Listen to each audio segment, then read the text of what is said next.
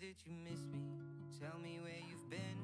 Tell me, did you make your dreams come true in the end? Tell me, or just kiss me. Forget the things you said. Even though the saying goes you should forgive, but don't forget. I'm over it, I'm missing the way we used to dance. The way your eyes would light up anytime you saw your friends. I know that you don't miss me. I don't know where you've been. I know you got a new man, is he better than I am? So here we go again. Tell me, tell me, tell me where you go at night when you're feeling all alone. So here we go again. Tell me, tell me, oh tell me, oh just come by and tell me you feel at home. Oh, oh, tell me that you miss me. Tell me where you've been. Tell me about your new boyfriend. Is he better than I am? He probably isn't, I'm not kidding. I just got out the pen. I know you heard, you're probably happy you got out when you didn't. I recall you used to think I'd never make it out of city. Your mother used to ask you why the hell you even with me. I never spoke about my problems. I'd be there for yours instead. I'd rather never fight. I can't go back to my twin bed. So bury me in drama. Tell me all the things they did. Never ask about me.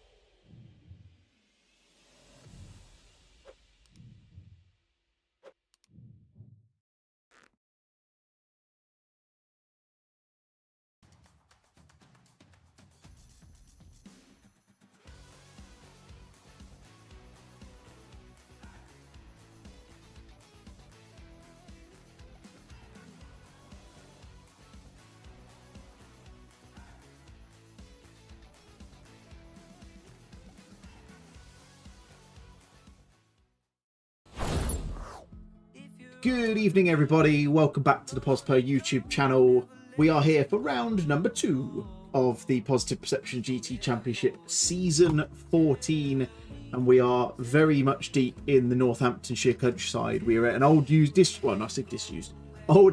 at Silverstone for the second round of this championship. A very damp Silverstone, it has to be said. There's been rain in the air for this one, so plenty for people to battle, not just themselves, but everyone else and the elements as well.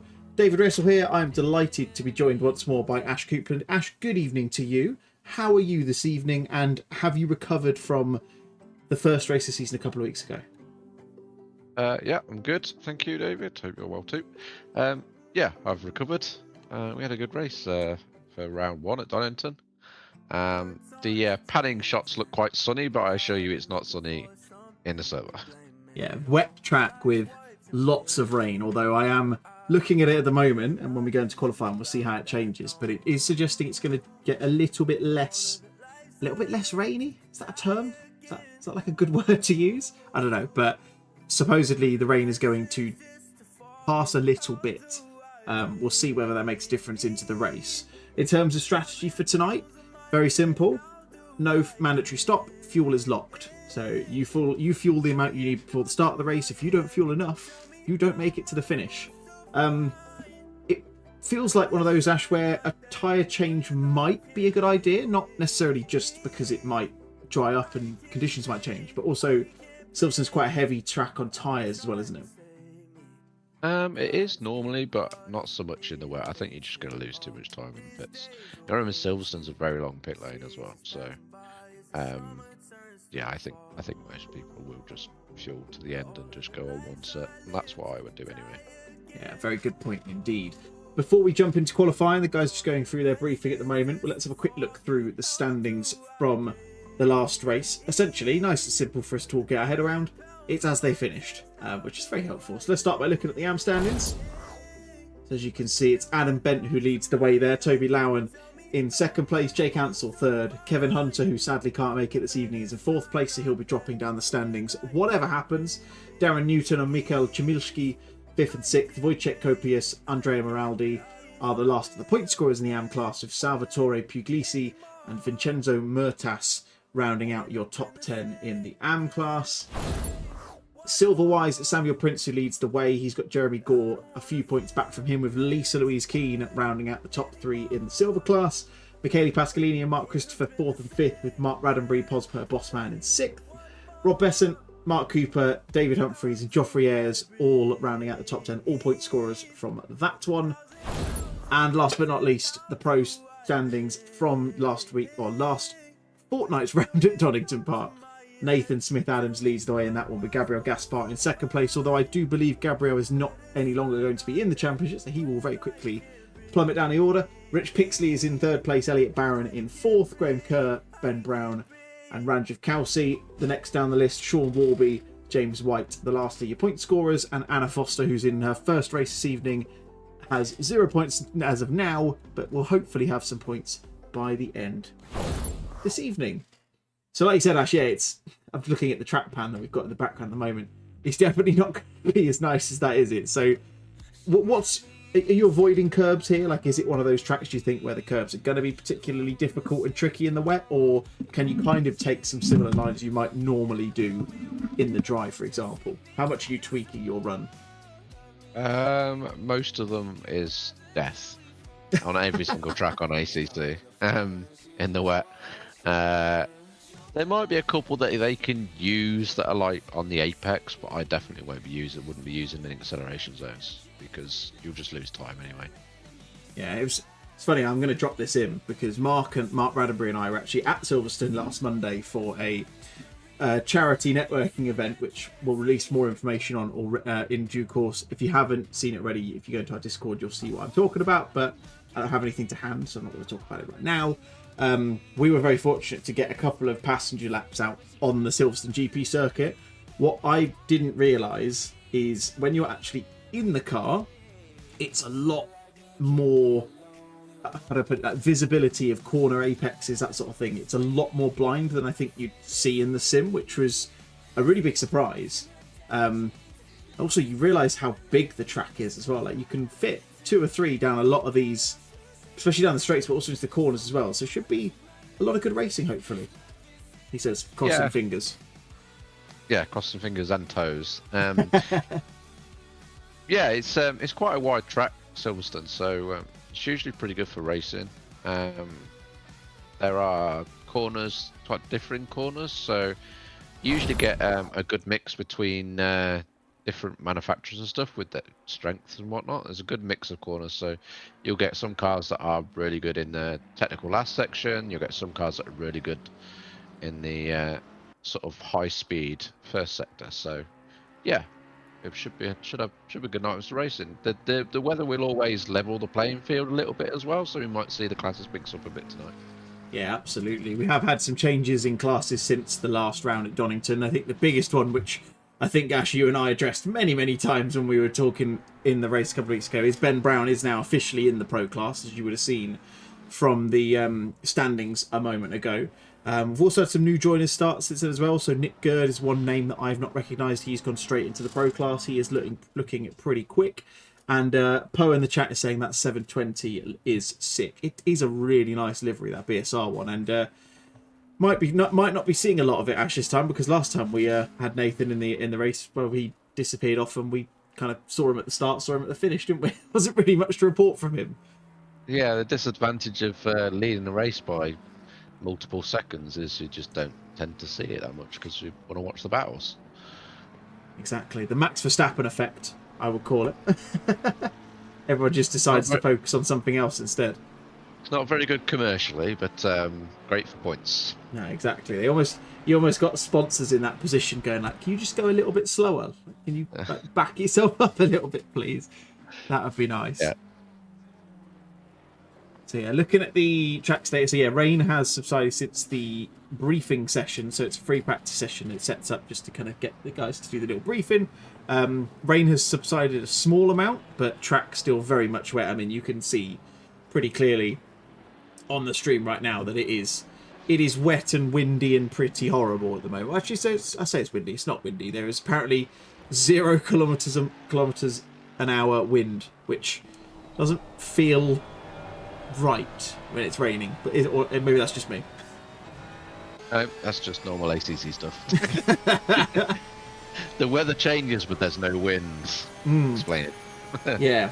I'm not quite sure they Kudos have got the old weather system completely figured out from a wind perspective, but let's leave that too. So cars are now out putting their first qualifying laps in. So Nathan Smith-Adams, I think, was the first man to cross the line. So he will, assuming he keeps it on the black stuff, he will be the first one to actually put a lap time on the board. You can ignore the track map on the right because it's suggesting everyone's on an out lap, which I think, Ash, we can all say, unless everybody somehow has started by getting their laps wrong, then we can safely say that it's just a little bit of a display issue on that side. Yeah, like no wind. I think it's an ACC thing when track is wet because it goes off what it expects your delta to be. So it thinks everybody's just on a slow lap until they put a lap in, and then it corrects itself. I think. Well, we'll find out. We'll find out. From experience, that's what I've noticed. But it'll no doubt prove me extremely wrong now. I'm going to hold you to it to a certain extent. I'm really intrigued to see whether that is what comes out or not. We'll have to keep an eye on the 87 car of Nathan Smith-Adams, who's just coming down into Brooklands if you look at the track map at the moment. So he will be putting his first lap time in very shortly. Good evening to Johnny Ash and the owner team in the chat. Wishing his best of luck to Ben Brown, which is nice to see. Good evening to Ben as well. Just noticed he's waved in the chat. And good evening to Joran Omlo as well, who was keeping me company whilst we were waiting to go live and talking all things ACC, PCs, and all sorts of other stuff as well. So interestingly, it doesn't look like... Actually, no, I think it has come up. It's just not showing properly on my side. But it does look like, yeah, Nathan has put a lap in. So that is a 2:05.1. And it looks like, Ash, that your theory was correct because some of those cars have crossed the line and they have actually turned grey on the track map. So right now, I think you might be right. See, I do know some things. Not just a pretty face, don't you worry. Not that either. Oh dear. So yeah, it's Nathan Smith-Adams who leads us out early doors. A very quick lap from him at 2:05.1, 9 tenths ahead of Anna Foster in second place, another of the McLarens, and then Nick Gerd, third of the 3 McLarens at the top right now. Time's streaming in quick, thick and fast, so we should have pretty much everyone on a lap once we get to car number 6, who is Baron, I think it is. I would imagine he's probably the last to put a lap time in at the moment because that gaggle of cars, Ash, on the back straight is a little bit too close to say they're putting proper lap times in, you would think. Yeah, hopefully they'll give each other a little bit more room on track. Yeah, you would like to think so, wouldn't you? Let's go and have a quick look at them. So this is Mark Loiting. He's right in the middle of that pack at the moment. You can just see how close they are. But not only from a spray perspective is that going to be really annoying, it's just going to be a nightmare to just keep, like, just pointing in a straight line. Like, I just don't understand why that would be a sensible move. Poe is wondering why Mark isn't using a 666. The reason why he's not using a 666 is because this guy is. Mika Chmielski, he got here first. I think Mark's only actually signed up from this week, so it's not having the number he would normally go to. What's your go-to number, Ash? Is it still 5? No, because you stole it. I had to change my number, but no, it's usually 463. Ah, of course, yeah, I've seen that before. I mean, if it makes you feel better, I don't tend to race in 5 anymore, so if you want it back, you can have it. Thank you. I don't tend to race full stop, let alone racing in a certain number. Well, the disadvantage is doing most of my racing RI racing, so you don't have to get to choose your number most of the time now. So yeah, you know.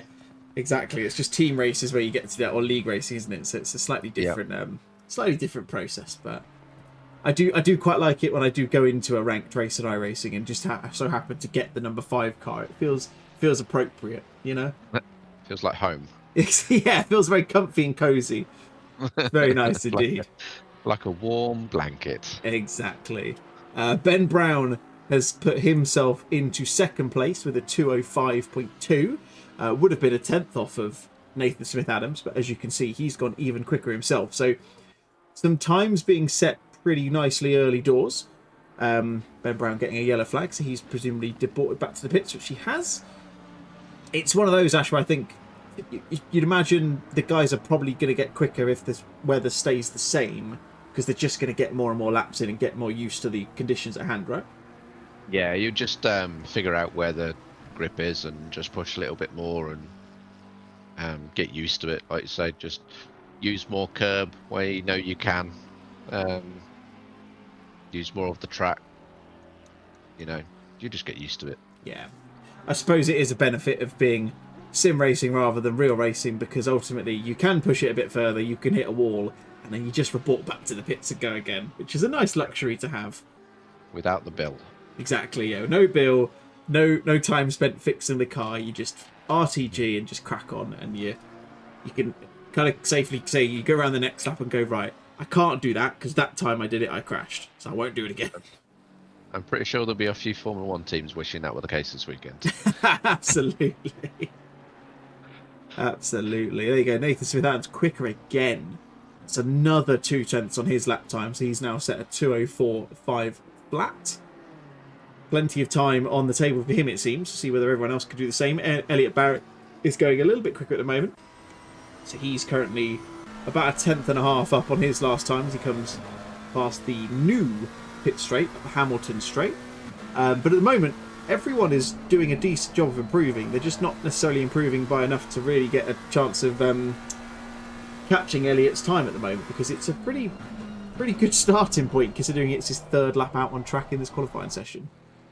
Yeah, it's a good start point for Elliot. Obviously, he's got a little bit of time to find to get closer to Nathan. As Nick Gerd just jumps above him. Yeah, you just got to keep going, get the confidence in the car. You got to wrestle it a bit, I think, in the wet to be quicker. So as you gain the confidence, you'll find that you can wrestle the car a little bit more, and obviously gain time. Then that's where practice comes in handy. Absolutely, yeah. Practice in the wet in particular, very, very important. I definitely agree. Here's someone who is going a fair chunk quicker at the moment, Michele Pasqualini in the 76 Lamborghini. He's got, I think that's Freddie Coleman Evans in front of him in the Posper McLaren. But yeah, Michele 8/10 up at the moment, so we'll see what he does, see what his exit says out of Luffield and up towards Woodcote. He's about 8.5 up, so it's going to shift him a pretty decent chunk up the standings, probably around the top 10. Yeah, up into 7th with that one, so good result from him. There's a bit of a gap, isn't there, actually? It's very tight in the midfield. I mean, we've got 2nd and 12th separated by just over a second, but there is a discerningly large gap between 1st and 2nd right now. Well, Nathan was very quick at Donington, wasn't he? There was a decent gap between him and Gaspar, if I remember rightly, and Gaspar's a quick driver, so I am expecting him to sort of be pole and run away again tonight, unfortunately. But we should have some good racing in the midfield, like you say. One to notice, Mr. Mark Christopher is a bit of a demon in the wet. You always see him to the top of the silver field when the wet weather's around. He's quick in the wet. So we should have some good racing in the midfield. Yeah, I mean, top 3 in the silver class, as you quite rightly mentioned. You've got, well, 1.43, 1.44, 1.46 at the moment between Pasqualini, Prince and Christopher. So it's going to be nice and close. Harry Harnett shouts Robert Besant in the chat, probably because he's on screen, and I'm assuming they are aware of each other's presence outside of the sim racing community. Rob just coming through the final corners in that very atypical Rosas Racing Lamborghini livery that I feel like I've seen him use every season I've either commented or raced with him. Puts himself up by about half a second, puts himself up into 17th. So good display from him, and immediately decides that he doesn't want to do another lap and decides to park it on the entry of Copse Corner, you'd say, Ash? Maybe entry, mid-corner. It's all debatable. Yeah, that'll do. Exactly, that'll do. Here's another man improving slightly. Graham Kerr's going to cross the line. What's he going to do? Is he going to get any positions? Gets just the 1 up into 4th place, so bisects the 2 McLarens in 3rd and 5th now with Barron and Gerd. Nathan Smith Adams still at the top, but there is one person here who's going a little bit quicker at the moment, although I have just noticed, unfortunately, he's not on a valid lap right now because I think it's an out lap. And as Poe rightly points out, 2 drivers still yet to put a lap on the board. Mark Cooper and Victor Andre in 28th and 29th respectively, still circling round waiting to put a lap in. I expect that will change relatively quickly. It's a shame that Ben isn't on a fast lap because he'd be putting himself very, very close to Nathan if he kept this together. So it's one to keep an eye on. Clearly has got a bit of pace in that Lexus. Yeah, if I remember rightly, the Lexus is pretty handy in the wet as well. In fact, it was a valid time. Apologies. It seems that the track map difficulties are coming into my broadcasting tool as well, which doesn't make things much easier. But good lap from Ben, just under exactly a quarter of a second off of Nathan now. So starting to give us some hope, Ash, that we might see some battling for first in this one, if at least only in qualifying.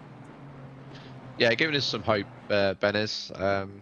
Nathan's still going round. I can't quite see the times that you can see, but so I don't know if he's improving or anything. But no, it was a good lap from Ben. Yeah, he's on a lap at the moment, is Nathan. So he's about 10th up right now. I mean, it's early in the lap, so as we know, that could change. Well, it could go both ways pretty quickly, depending on how things go. So we'll circle back to him a bit later on. Here's Mark Raddenbury, number 750 in the 20th position in the Pospo Esports car. He's gone for another different livery. He claims that he's doing this to annoy me, but actually I quite like seeing all the different ones. This one reminds me of that old school, I think I want to say it's like an old school Le Mans style livery. I don't know if you think the same, Ash, but... Feeler livery? Yeah, that's the one I'm thinking of, yeah. I've seen a few of them he's working on. Yeah, I know exactly which one you mean. Now, yeah, I can't remember what version of the Porsche it was, but it was the old, like you say, the Le Mans prototype Porsche. I was going to say, it definitely wasn't a GT3, yeah, I know that much. Where's the blue, Poe says in the chat. I think the blue will come back in future races, you'll be pleased to hear. Well, you might not be pleased to hear, it's completely up to you. He has shown me what else he's going to be working on, and I suppose I'd feel bad if I told people what it was. But I can confirm the blue shall return. It also, the eagle-eyed viewers might notice that Mark is actually using the old 911 Porsche, not the most current 911. And I hadn't noticed that, so glad you said something. No idea why. I was going to say, do you think that makes... Oh, bloody hell, there's a McLaren parked on the exit of Brooklands there. Goodness me, that would have been enough to make you pucker up if you're in Mark's shoes there, I'd have thought. Let's see what he's going to do. The biggest giveaway is the headlights. Ah. We've got any other Porsches? Let's have a look at this. Oh, in fact, you can tell immediately, just looking at Geoffrey Ayres' one, just when you know to look for it. Yeah, you're right. It's completely... Well, I say completely different. It still looks like a 911, but it looks very different. It looks the same as the Porsches for the last 20 years. Exactly. If it ain't broke. True. If it ain't broke, don't fix it. Here's Sam Prince, 3/10 up on his lap so far, so he's a good start to the lap. Did see that Ben Brown was improving at a point, but he's now dropped back off, so he's slightly back off his personal best right now, with just over 9 minutes left of this qualifying session.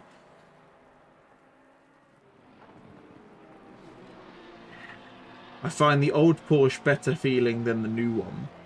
To be fair, I haven't driven the new Porsche, so I couldn't tell you. I remember when I first picked up ACC, I decided to use the Porsche because I thought it would be my favourite. And I remember having completely taken aback by how bloody difficult it was to drive. I think it's less difficult to drive now, but I had the similar thing where even when the new one came out, I think I drove it once. I was like, nope, not for me, and then put it away and never drove it again. Yeah, it's I felt like it was so easy to get the back end to step out under braking. They just get that lift off oversteer like immediately, and I was kind of sat there like, Christ, what have I done? What have I let myself into? Like, why have I picked this car?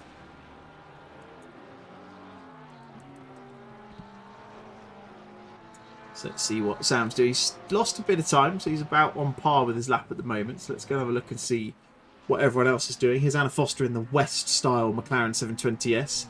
All those Formula One fans in the chat will know exactly what that is meant to be a replica of, looking very nice indeed.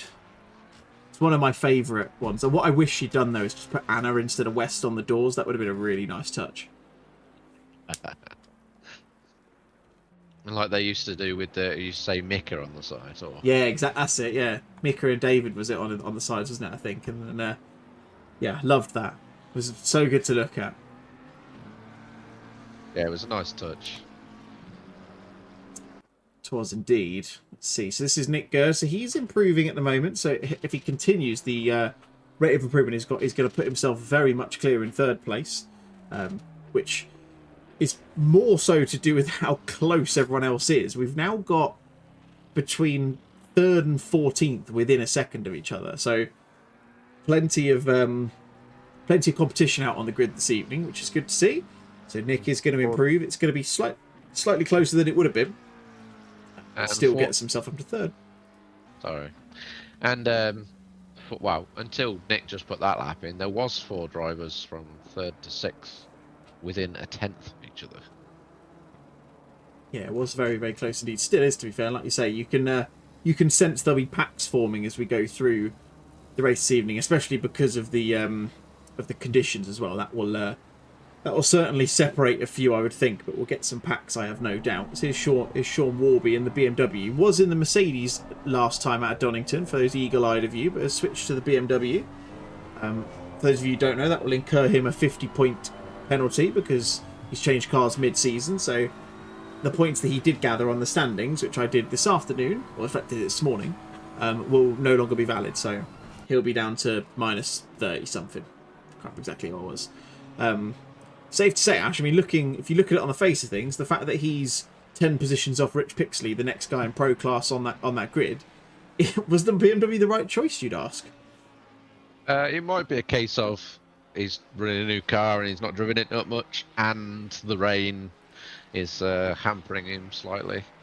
But you'll probably find in the race he'll gain a bit of time in the race as he gets used to it a bit more. Yeah, exactly. I mean, most of this at the end of the day is just trying to keep yourself clean in the rain, isn't it? Like you can make positions up just by keeping it on the black stuff as much as anything else. So we'll have to see. Keep an eye on him and see how he fares. As far as other lap times are concerned, no one really significantly improving right now. You can see Jake Ansell is the focus on the camera at the moment in the Ansell Motorsport 83 Ferrari. He's kind of on par with his lap time as he goes through Stowe Corner and down towards Vale. See whether he gets any improvement. He only needs a couple of tenths to get past Adam Bent and would put himself firmly into 2nd place in the AM category. And I've got auto cam on, so I promise this wasn't intentional, but rather appropriately, it's taken us to pole position currently in the AM class, which is Toby Lowen, trying to improve once more in his good result, coming 2nd in class at Donington a couple of weeks back. He's 2 tenths up on his time at the moment, so that's going to put him at least into 14th. We'll see if he can get a little bit more time and get past Humphreys in 13th place as well. Yeah, he's a fair way in front of the next AM, which is Adam. He's over a second in front of him. So either the guys behind need to find some time, or Toby's going to storm the AM class tonight. Well, that's 6. Yeah, it's looking good for him at the moment. Safe to say. We'll have to, like you say, it's equally important getting a good qualifying position, but he needs to make sure he keeps it clean and repays it all in the race as well. He's going to cross the line, doesn't improve on that one, so stays firmly rooted in 15th place. Here's V. Andre in 28th at the moment in the AM, kind of back end of the AM class. A little bit off the pace right now. Might be due to lack of practice, might be the setup in the Astons maybe not suiting him that well. See how that changes through the race itself as well. Let's have a look around some of the others. Ricky Polomani is going through the first couple of corners. Seen him a few times. Teammate of 76 car of Michele Pascalini. You can tell by the matching liveries and matching team name, which I'm not going to try and pronounce because my Italian is not very good. No, I'm not going to attempt that either. It's a smart move, Ash. It's a smart move. Well, you know how I am with pronunciations anyway. I leave that to you because you're the better at it.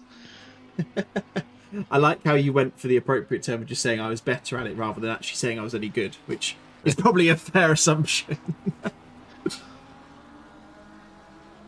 I've just noticed we can sound the matching time klaxon. I've just noticed we've got the aforementioned Pascalini and Sam Prince identically timed with a 2:05.932 right now, which is very good for what I like to see, and very close indeed. And I mean, the top four, Ash, in the silver class, separated by 0.04 of a second in this qualifying session right now. So it's shaping up for an interesting battle for that one by the looks of it, which is going to be very exciting. Yeah, there seems to be a couple of groups that are crazily close together. Like, just look at groups of like 4 or 5 cars randomly placed down the field, which is great to see. It'd be good for the racing. It's extremely random why there's just like small pockets of 4 or 5 cars that are just basically doing the same lap times. Yeah, you've got so 4th through 6th, so Barron, Foster and Kerr separated by 1.5 hundredths of a second or 15 thousandths of a second. In fact, Foster and Kerr identical lap times again, which is interesting to see. Yeah, like we've got the group we just talked about, Pascalini down to Polomani. You've got another one. You've got Lau and Raddenbury, Warby pretty close together. You've got the guys down 20th, 21st, 22nd. So Ayres, Louis, Keane and Besant within a tenth of each other. Like it's all, yeah, you're right. It's weird because there's big gaps, but then there's almost no gaps at all in other areas. It's very odd. I don't think we've ever seen something like that before. Well, Usually it's pretty evenly spaced, but this is a bit weird. You see something new every day, don't you? You're absolutely right. It's yeah, very strange indeed. I mean, Poe's mentioned in the chat, I mean, what are the odds that you get 2 consecutive numbers have the same lap time? It's yeah, really odd. I've never seen it before. Just as the stranglehold on pole position from Nathan Smith-Adams increases a little bit more. You can just see him actually in the background chasing Rich Pixley through Maggots and Beckett's. He's just gone a little bit quicker, so has extended that gap by about 0.06 of a second. About a third of a second now that he's ahead. And I imagine that's probably his lap times done. Yeah, so with 30 seconds left in the session, he would have bought his lap. Rich will carry on with his. At the moment, Ash, no one's really improving. And we've got quite a few people already in the pits, so we might be seeing a fairly static grid as to what we've got on the cards right now. Yeah, I mean, it's a decent sized session, isn't it? Most people will have pretty much hit their optimal delta, shall we say? Well, it's a very technical term. I like it. Through this session already, so. Unless anybody's leaving something up their sleeve, but like you said, it doesn't seem to be the case at the moment. Yeah, exactly. So you got Anna Foster, she's improving. She's coming down the hanger straight at the moment, although that time's now been lost. You've got Polomani coming through the final corner. He's going to improve, or was going to improve, but went wide out of Woodcut, so he's not going to improve either. And yeah, it looks like, apart from Jake Ansel at the moment, everyone's going to be pretty much staying where they were. He might get closer. I don't know if he's going to get past Freddie. No, just about off the cusp there. So there you have it then, folks. So that is qualifying in the books. Good evening to Catherine Raymond in the chat. She's here supporting Sam as always, which is nice to see. I'm hoping to see the same amount of Sam Prince love than we saw last time, Ash, because that was bordering on relentless, but in a very good way, I felt. It was very enjoyable to see him getting so much love in the chat last stream. Yeah, it was good fun. Seeing him quite a bit last week. Obviously, we mentioned, was it Sam we mentioned was in the wrong class also? I can't remember. Then we had Ben, but I think was Sam one that was in the wrong class as well? I think Sam was the one who pointed out that he felt Ben was in the wrong class, which we agreed with. I think, Okay, if memory serves. I think you're not far. I think you're pretty much on the money there. Well, he was involved in the discussions, should we say? Yeah, that makes sense. But it's nice to see he's getting plenty of support in chat. Absolutely. Lisa Louise popping into the chat as well. Good qualifying, Lisa. Just outside of the top 20, but plenty of chance opportunity in the race to come. 60 minutes is the tour of this one, as always. Interestingly, Ash, hot off the press, I presume you're probably in the server as well, so you've probably seen this yourself, but we have a dry track, which is interesting. Okay. That was unexpected, but it might mix it up a little bit. Hopefully we get some rain halfway through or something, and we get a bit of a mix of people. It'd be really nice if we got some rain like really late towards the end. It gives people a decision to make. Yeah, it's going to be interesting to see how it plays out. At the moment, next half an hour is staying dry, so we'll see whether that does change. Ben is absolutely gutted by the looks of it. The fact that he's going to have to be doing it in the dry. I don't know whether that just means that he feels like he's not necessarily got the pace in the dry, but we shall see. We'll have to keep an eye on him and see how he fares. I would imagine it's because he's done some beastly lap times in the wet, so yeah, and maybe he's been practicing in the wet all week, so now it's dry. He's like, balls. Well, we saw a flooded track earlier in the week from what people have been saying in the Discord server, so it does come as a surprise that that we're not seeing rain in this. It's going to be a very different experience for them, because like you say, like 99% of their practice has been in the wet. Yeah. These guys are going to have lots of fun. I really hope we get some rain at the end. That will make it very interesting. I would certainly be very happy if that was the case. Like I say, at the moment it's not looking like it's going to happen, but we shall see.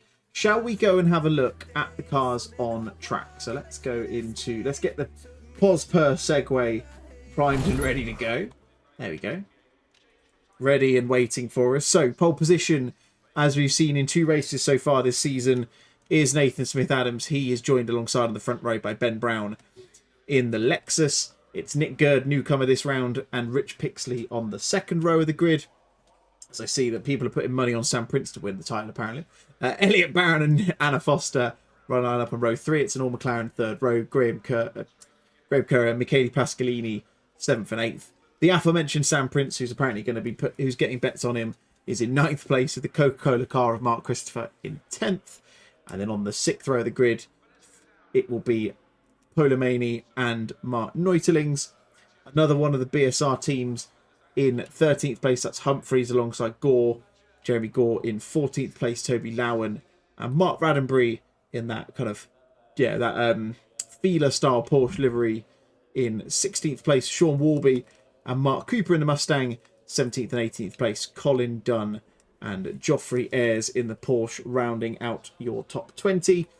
Got Lisa Louise Keane in 21st in that beautiful CFAX livery car. Those of a certain vintage will enjoy that. Rob Besson in 72nd place. Freddie Coleman Evans, Jake Ansell 23rd and 24th. Adam Bent third in class in the AM category, alongside Nick Karagiannis in 26th. And it's Mikhail Chimushki, V. Andre and Wojciech Kopias rounding out your grid. So, like we said, Ash, we've got a fairly mixed grid. I suppose the beauty for you and I is we've got no idea what's going to happen, because we've basically had all of our intel, I suppose you'd call it, based on the fact it's been wet. Yeah, like I say, some people are going to be quicker in the wet than they are in the dry. I mentioned that Mark Christ was pretty quick in the wet, so there will also be some drivers who are useless in the wet, so they'll. That's a very good way of putting it. So yeah, there might be a bit of a mix around. It could also cause some carnage. I hope it doesn't, but hopefully we'll get some good overtakes, if that's the case. Yes, please. I certainly wouldn't complain if that was the case. I totally agree with your comment about the carnage. It'd be nice not to have a red flag like we had last time out at Donington. After that relatively chaotic is the word you'd use, start to the race in that one. Slightly different start to this one, isn't it, Ash, I suppose, because you've got a very different first corner in the form of cops this time round. Does that change your thinking if you're going into the first corner? Are you going a little bit of a different plan going into it? Obviously, we talked about it last time out. You said that I think getting the inside line into Redgate at Donington is very important. Does that change in a corner like Cops, or are you still aiming for that first corner, kind of inside line into the first corner to hold that position? Yeah, obviously, you're always better off having the inside line, but it doesn't make as much of a difference here. There's lots of run-outs and run-off at the end of turn 1, so you can just use it. don't know whether ACC would give you a track limits warning if you did it on the first corner. I'm not sure. Don't quote me on that, but there are some tracks where it does and some where it doesn't. It's really super weird in this game sometimes. I know Watkins, it doesn't give you one on the first corner. I don't know if it does here. I'm unsure. But yeah, you've got it there if you need it. Silverstone's not bad on track limits, so I would probably use that if I needed to. It's a bit of a weird one because when you get into Maggots and Beckett's, you're on the inside and then the outside for the next one, or inside and then outside, depending on which side of the track you're on. So you don't really gain an advantage there either. So you basically just got to get your elbows out and hope for the best. Make sure you get a good run onto the straight that we're on right now. Yeah, it's going to be interesting to see. Like you say, first corner, yeah, you've got that, I suppose, that kind of opportunity to go a little bit wide, stay clear of trouble. But where we're going to see, yeah, hopefully no carnage, but where things are going to get a little bit closer, you might say, is definitely going to be that Maggots, Beckett's, Chapel complex where, like you say, it's kind of a... You can fit 2 cars through there, but it's a very suboptimal line going through there. So hopefully things will stay clean and tidy.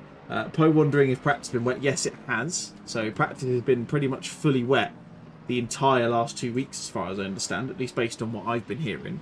So it's a very good point. Like, will people have dry setups ready? You'd think it would be slightly easier to get a dry setup because you've probably got one from a previous race you've done, you'd think, Ash. Like, it's not going to be a case of they're going to be going in completely blind. But what it will change is, like you said before, is the amount of practice they've done in the wet is going to be, well, at least at this point, unless we see rain in the second half of the race, it's going to be a bit kind of null and void, isn't it? Yeah, I think the only people that may suffer are the people that are new to the game. So I know that Sam is fairly new to ACC. I think he's come from Formula 1 games.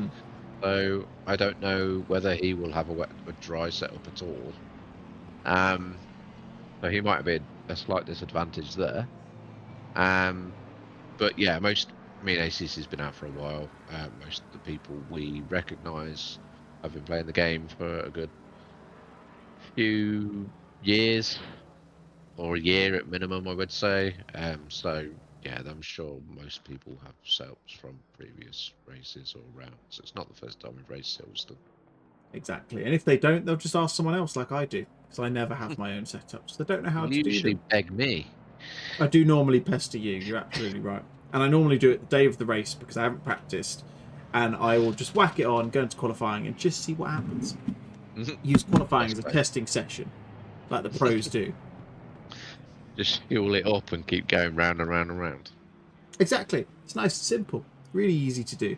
Right, so leader is rounding the penultimate corner, so rounding through Luffield on this formation app, so we'll be getting started any moment now. It's Nathan Smith-Adams who's going to lead us away. He's got a different partner on the front row this time round. It's Ben Brown who's going to be second on this occasion. That's Jeremy Gore going into the pit lane, which is a little bit weird. I did actually notice he stopped on track earlier as well down the Hanger Straight, so something to keep an eye on there. I wonder if he's sadly elected to put enough fuel in, but wait for the green light any moment now. It's actually going to be a little bit later when they cross that red line, isn't it? Waiting for the green lights to go. And it's underway. Goodness me, I thought it was going to take forever to happen then, but eventually we are underway. Nathan Smith-Adams is going to get the inside line going into Cop's corner to kick things off. He's going to hold on to that position. It's nice and tight going through the next couple of corners.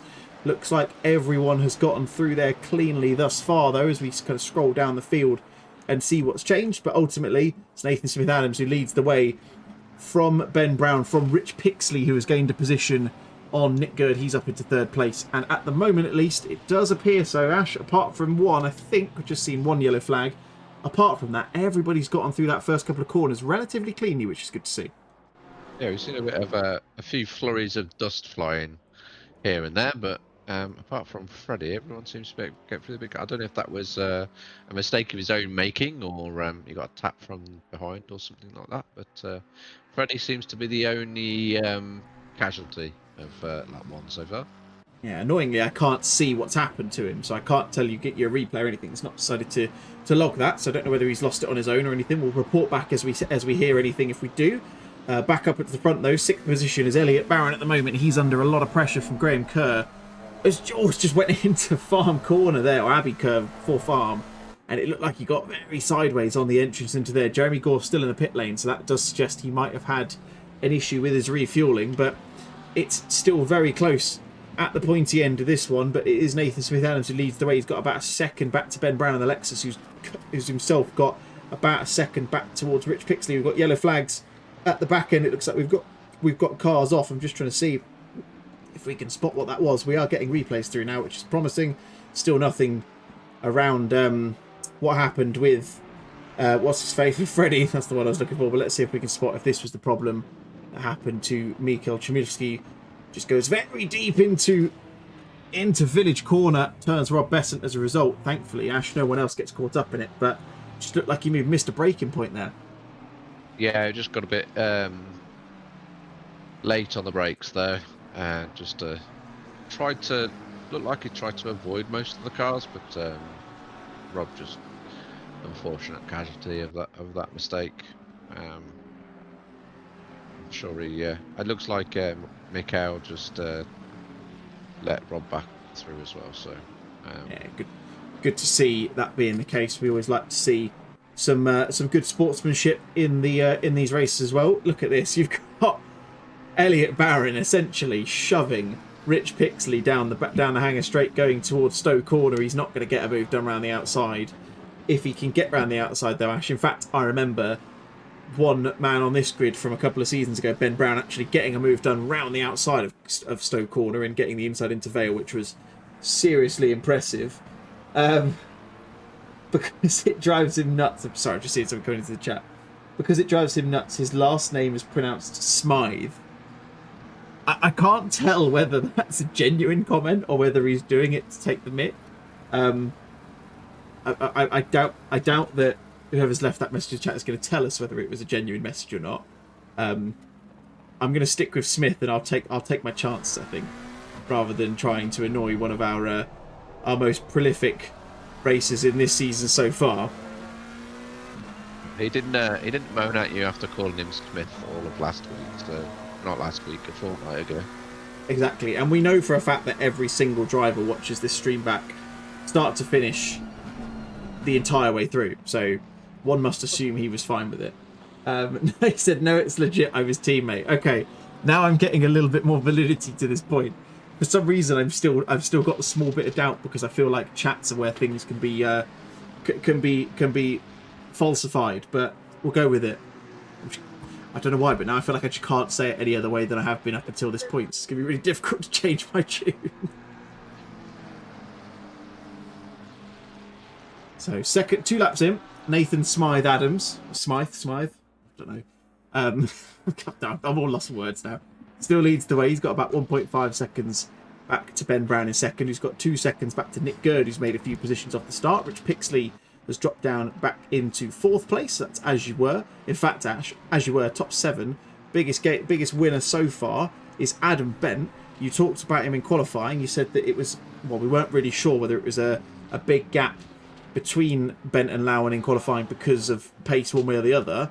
Doesn't really matter now, because they're actually neck and neck on the track. Yeah, I'd say Adam maybe didn't have as much practice as he wished in the wet weather. Is a bit more used to the dry weather, has managed to pick up a few places. He has indeed picked up 8 positions in total, 2 dropped by Lowen to start this race. So yeah, Adam being the biggest winner. Biggest loser off the start is 2 by the looks of it. Obviously got Jeremy Gore. I'm not going to count him because he was in the pit lane before we even started anyway. Mark Raddenbury, actually, biggest loser. He's lost 5 positions from the 15th place he started. So not the start that he would have wanted. Fastest in the speed trap so far is none other than Colin Dunn in the number 19 F1 Williams liveried Mustang. It's just in your foreground picture there. 257 Ks, which is actually at least 3 Ks quicker than anyone else in the first couple of laps, which is interesting. The Mustang has some legs on it. Well, they don't call it the prancing horse. Well, it's not the prancing horse, is it? God, that's the Ferrari. It's something horse, I can't remember. It's been a long day. Blame the Nathan Smith Smythe name. Yeah, I'm putting all my blame into NC109 in the chat because I'm so lost now trying to figure out whether I'm going to say Smythe or Smith the entirety of this race.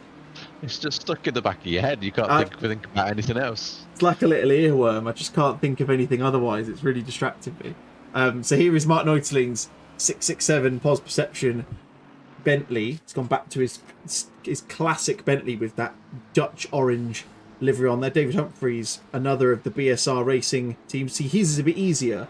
I don't need to decide how I'm going to pronounce his name. He is all over the back of Sam Prince. They come through Chapel Curve and out onto the Hanger Straight. It looks like he might have a chance to get this move done if he can get alongside him going into Stowe Corner. He's going to be going the long way around the outside. If he can hold it, it's going to be an impressive move. He's gone very wide indeed. Is he going to get the run out of the corner and see if he can shoot it at the inside into Vale? We will see.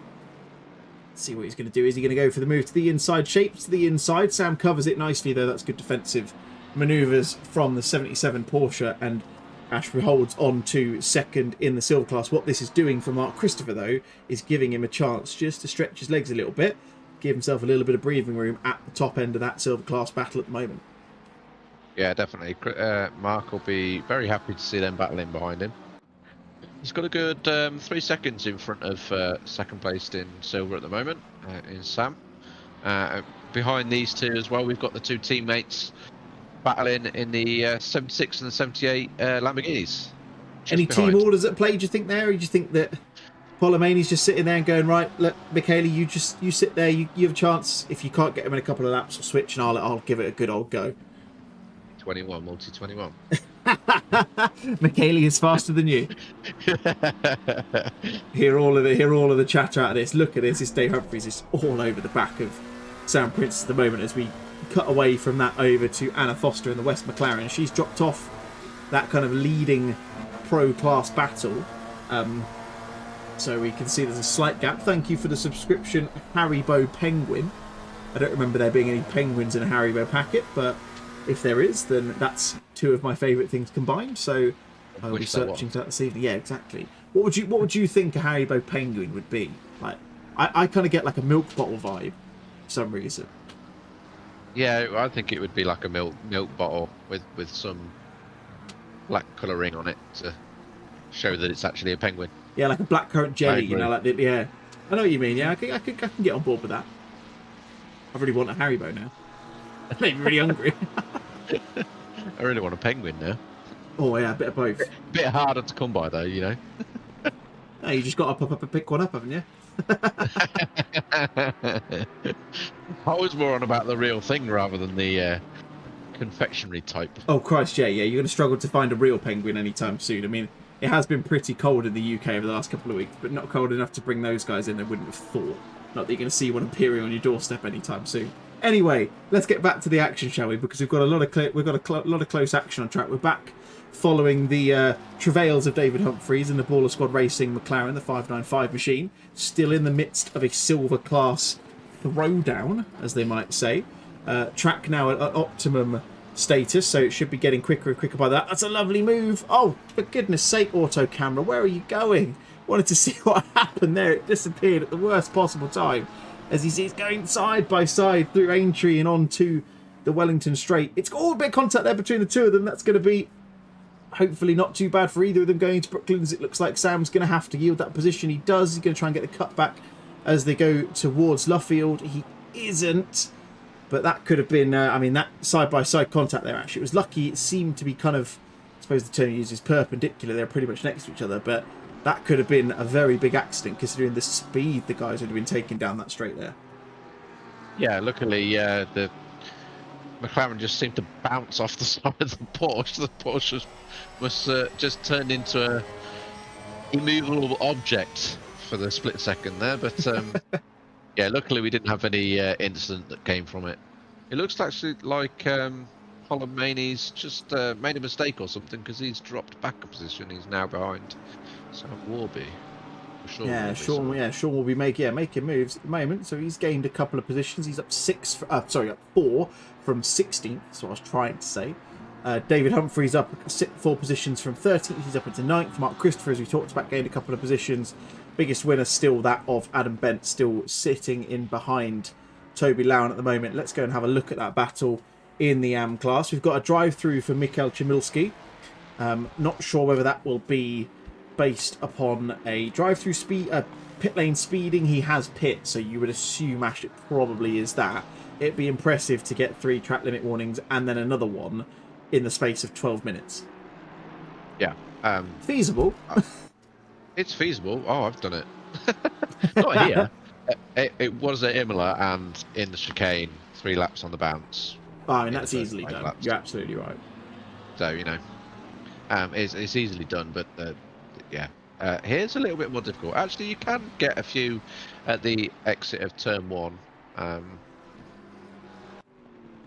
But, yeah. I mean, that's your primary one. Yeah. Yeah. You'd be really good going if you've got 4 already. It would be seriously impressive. I have to check back on that later on. Here is Graham Kerr all over the back of Anna Foster in the West McLaren. The 111 Ferrari's got Mark Christopher Company, who is in the lofty heights of first in silver class, and he's got a nice 4-second gap back to David Humphries as well. I think him following this little pack, this little group of cars, is probably serving him quite well to just kind of tow him along a little bit. What he has to hope, Ash, is that these guys don't battle too much, because ultimately he needs to be running his own race. And if these two battle, there's every risk it pushes him back towards Humphries and Prince, who, like I say, 4 seconds behind at the moment, which is a nice bit of wiggle room. Gives you a chance if you were to make a mistake. You're not going to necessarily lose the position, but just something to be mindful of for the Coca-Cola car at this stage of the race. Yeah, he doesn't want to get involved in a fight that he doesn't need to get involved in. But that all depends as well as if he's really that bothered about the overall championship also. I also think I need to make a slight apology. I feel like I did Mark a bit of a disservice saying that he was higher up because of the wet weather. He looks like he's got decent pace in the dry as well. Whether this is just a Silverstone thing, but he's running a good race at the moment. He is indeed. He's clearly heard you and decided that what you said was not very fair, and he's proving it with performances rather than words, which is nice to see. That's what I'm going to go with anyway. Let's run with that. So, still keeping an eye on the battle for 6th position. Anna Foster holding firm right now, although does go a little bit deep into Village Corner. Comes back out of the loop as Graham, I thought, was going to try and get a cut back there. He doesn't, as they go back onto the Hamilton straight once more. See from the rear wing of that 734 McLaren. We'll see whether the slipstream for Graham is going to help at all. You see Anna just shades to the inside, throws a defensive shape. Graham's going to try and stick it round the outside of Brooklands. It'll be impressive if he can get it done there. Just about closes the door though. Anna holds on for a little bit longer. But Ash, this, as much as I don't like to say this about someone, but it does feel like Graham's going to get past at some point. It's a case of when, not if. Yeah, Graham looks... at the moment, a slightly faster car, just trying everything he can to try and get past him, losing the rear a little bit through turn 1. Loses a little bit of ground to Anna in front of him, but yeah, he looks very racy behind Anna. I'm sure he'll be wanting to get past as soon as possible so he can go again up the road and try and catch the 6th car in front of him. Absolutely. Looking back into other areas of the grid, so Adam Bent has sadly dropped back a few positions. I did see a yellow flag come up for him a couple of laps ago, so he's now dropped about 4 seconds back off of Toby Lowen, who's leading the AM class we mentioned at this moment in time. Got a little bit of time back to Jake Ansell, who's in 3rd place. Got Colin Dunn, who's gone off there. We'll see if we can find out what's happened to Colin there. I don't know whether he's had a bit of contact with Jake Ansell or whether he's lost it on his own accord. We'll see as they go into Maggots through Beckett's. Just goes a little bit wide and quite sensibly, as you come to expect, I would say, from Colin now. Just sensibly shifts out the way rather than trying to hold on to it. Sensibly, just goes, right, yeah, I've gone off, and just takes his time, rejoins safely, which is great to see. Yeah, it just takes the off-road on the inside of the corner and just rejoins safely, not to lose the car and collect somebody else in the process. Yeah. That's a big move. Sorry, that's a big move there from Ricky Polomeni. It was actually a really, really nice move in the end. It was a little bit of a kind of I'm coming through, I'm going to make it happen sort of thing. But that was a fantastic move from him. Just sends it up the inside into Village Corner. And actually, I'm doing him a disservice by saying it was a bit of a send and kind of close the door on him, because actually he got that car stopped really, really well indeed. Yeah, it'd be a bit of a dodgy send if he didn't make the apex, but he made the apex nicely. So yeah, in the end it was a good move. Yeah, very good move indeed. That puts him up into 12th place. He's a couple of positions back of his teammate, Michele Pasqualini, right now. He's got himself past Sam Prince. It's almost like Sam getting overtaken by David Humphries has opened the floodgates for him a little bit, dropping a couple of positions in the last lap or so. We'll see whether he does lose another to the Lamborghini. Sorry, Sean Warby making shapes behind Polemani at the moment. All contact between the two of them just tags the back end. Polemani goes sideways. That's going to be something that I think the stewards will take a look at. We'll have to keep an eye on what they choose to do with that. Let's see if we can get an idea from the headicam as to what might have happened here. It looks like, yeah, just 2 and 1 weren't going to go. It's unfortunate because Sean was pretty close there. Like I say, it was 2 and 1 wasn't going to happen, but unfortunate for Sean. Well, sorry, unfortunate for Ricky because he's the one who's come off a lot worse out of that. Yeah, it's Sean maybe wasn't quite far alongside enough alongside, in my view there, but I'm sure the stewards will take a look at that and give out penalties as required. Absolutely, as they always do. There's a very, very bent-looking McLaren. I think there's Copias in that purple and white McLaren. As Sean Warby's day goes from bad to worse, collected by Copias, who's a lap down. That is unfortunate, carrying significant damage. The 999 car, and that is Sean's. Yeah, Sean didn't have the best of qualifying. I'm sure he won't mind us saying that. Had that contact with Polemani a minute ago, and it's almost instant karma for the number 55 BMW because gets taken slightly off to the side and into the wall at at Farm Curve, sorry, by the stricken McLaren of Wojciech Kopias, who you can see there, looking very second-hand indeed. That, Ash, is not the kind of way you'd like to see that McLaren, is it? That is some pretty significant damage on that car. Yeah, he's going pretty slowly down the straights as well, so I imagine it's not playing ball too well with the steering either. Yeah, it looks like it's going to be a bit of a handful, that one, for sure. Yeah.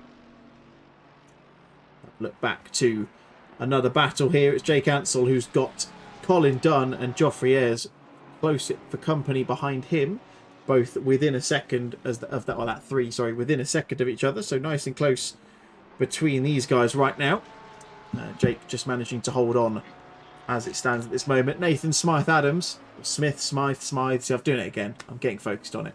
Is leading the way still, 20 minutes into this race. He's got a 5-second gap behind him to Ben Brown, who's then got a 4-second gap back to Nick Gurd, his first run out in this series. Good start to the season, to his season for him. Rich Pixley in 4th with Elliot Barron just under a second behind. We'll keep an eye on that and see how that develops over the next 20 or next 40 minutes or so. And then Graham Kerr, Anna Foster, Mark Christopher, David Humphries and Michele Pasqualini are your top 10. I was so focused on reading the timing chart, I've just noticed that Jake Ansell is about to lose 2 positions within the space of a short period of time, because Colin Dunn has made the move, but impressively, Geoffrey Ayres has decided to go, no, I've taken one of them. Do you know what? I'll take you both. And has done a lovely move into Vale and Club, around the outside into Vale and into the inside of Club. That is a beautiful move from that number 15 Porsche.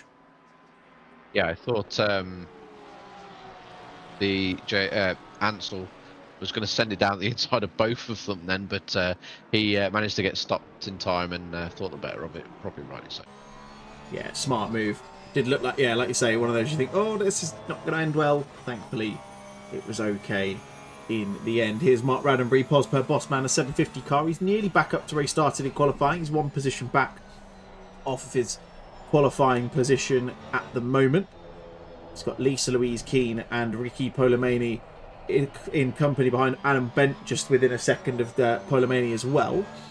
So decent recovery drive, you would argue, so far for Mr. Raddenbury, or Ragan Blagenbury. I'm going to call him that, so that he has to think back to it. And I'll decide whether he's watched the whole stream back, because if he has, I'll know he's watched it, because he'll tell me off for saying that. So we'll see. Always watching. And Mark must have some decent pace because he's caught about half a second on Toby on this lap already. So looks like he's made up some positions and aims to make some more up. Yeah, so he's just 1 second behind Toby now, and then it's only another second to Sean. So we'll see how far Mark can work his way up the grid. Absolutely, like you say. So we talked about it in qualifying, and that's very wide from Mark through Stowe Corner there. That could be a track limit warning potentially. We talked about it in qualifying, and you mentioned because because we thought it was going to be wet. Signs are that we're not going to see any rain at the moment, at least. That tyres aren't going to be a particularly big worry for the drivers. Obviously, it's a dry track this time. It's a little bit warmer than it was. It's about 8 degrees warmer track temp than it was in qualifying. Does that change your perspective on that now, Ash? If you're in the car, are you thinking maybe a stop might be worthwhile, or is the tyre wear just simply not going to be enough to force that issue? No, I think, again, like I said before, the pit lane here is way too long for it to be worthwhile. You lose way over, like nearly a minute, I'd say here, 50 seconds at least, trundling down pit lane, stopping for 30 seconds, changing tyres, and then getting going again. So yeah, I don't think it's worth changing tyres. You're not going to gain 50 seconds by having new ones on. There you go. You heard it here first, folks. If anyone does pit, I'm going to expect heavy sighs coming from your side of the comm box, Ash, because I feel like you'll be very disappointed given how strongly you feel about that. But I know what you mean. It's one of the longer pit roads in the championship this season.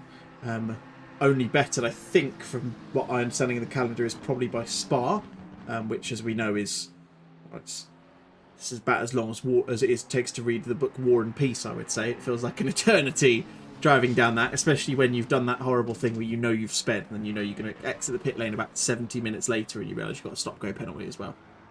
Yeah, Spa's the longest by a mile. You lose nearly a lap by going in the pit lane at Spa, which is ridiculous. The Duke is quite long as well. I'm trying to think which one could be the shortest. Maybe Zolder or Imola's quite. Imola's quite long as well. I suppose it's not necessarily. I was going to say it's not necessarily just the length, is it? It's kind of. I suppose it's the speed differential when you're in the pit lane as well. Like you say, going through Silverstone, it's a long one because you're going quite slowly, and obviously it goes through. You come out of the exit of Cops. Spa, as we know, obviously is just like incredibly long. Hold on, let's come back to this. We'll come back to that in a minute. Because Rich Pixley's going around the outside of Nick Gurd at Brooklands. He's going to have the run. Is he going to get the move done? It looks like he is. Lovely little move there from the number 7 Pen 02 Sonic racing car, named that way because it's Pennzoil on the left. As you look at it from the front, Motul in the middle, and Cal Sonic on the right. And he is immediately checked out. And interestingly, Nick Gurd has dropped another position as well. Let's jump back and just quickly see what happened here. Oh, there you go. I've just caught the back end of it. Apologies. I'll see if I can get a better idea as to what happened there. I think it will be this. I'm hoping I can get the replay any second now.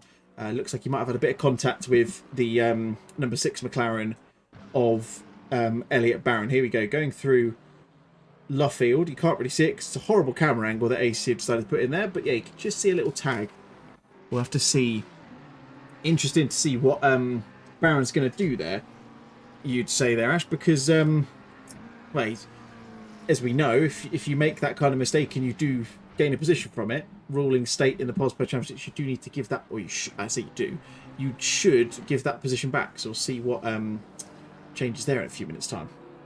Yeah, we take some inspiration from the Aussie Supercars ruling with taking drivers out. You have to then redress the position if you are at fault. So yeah, if the stewards decide that Gurd was at fault there, then yeah, we will swap the positions. No matter where Kerr finishes. So if Kerr ends up finishing like 18th place, then Gurd will end up one position behind that.